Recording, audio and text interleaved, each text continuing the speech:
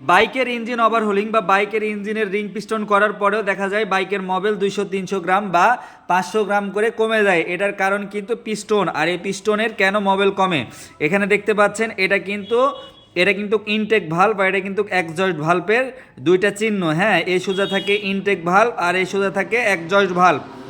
আর এই ভাল্বের এই জায়গায় যদি রিংয়ের মাথা ফেলা হয় তবে কিন্তু ওই বাইকের এইভাবে রাখা হয়, এইভাবে রাখলে কিন্তু ওই বাইকের ইঞ্জিনের মোবিল শর্ট হবে বা সাদা ধোঁয়া মারবে। এই রিংটা সবসময় 30 ডিগ্রি অ্যাঙ্গেল করে লাগাইতে হবে। 30 ডিগ্রি অ্যাঙ্গেল করলে আর কিন্তু মোবিল খাবে না। তো এই যে দেখতে পাচ্ছেন এই কম্প্রেশন রিং আর অয়েল স্পিকার রিং, এই দুই রিংটা 30 ডিগ্রি, এই ভাল্বের এখান থেকে এই 30 ডিগ্রি এখানে, আর এই যে দাগ চিহ্ন এখান থেকে এইখানে, এই দুই চিহ্নের মাঝখানে যদি রাখা যায় তবে কিন্তু ওই বাইকের ইঞ্জিনে আর মোবিল শর্ট হবে না।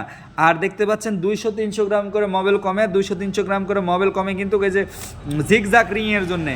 জিগজাগ রিংটা দেখেন এম সিস্টেম আছে, দেখেন এম সিস্টেম আছে। এই সিস্টেমটাই রাখতে হবে। যদি এটা ডাব্লু সিস্টেম মানে উল্টা করে লাগানো হয় তবে কিন্তু মোবিল সম্পূর্ণ হেডে উঠে যাবে, এতে করেও কিন্তু বাইকের সাদা ধোঁয়া মারবে এবং ইঞ্জিনে মোবিল কমবে। তো এই পিস্টন লাগানোর সিস্টেমটা আজকের ছিল। এইভাবে যদি আপনারা পিস্টন লাগেন ইনশাল্লাহ ভালো চলবে বাইক।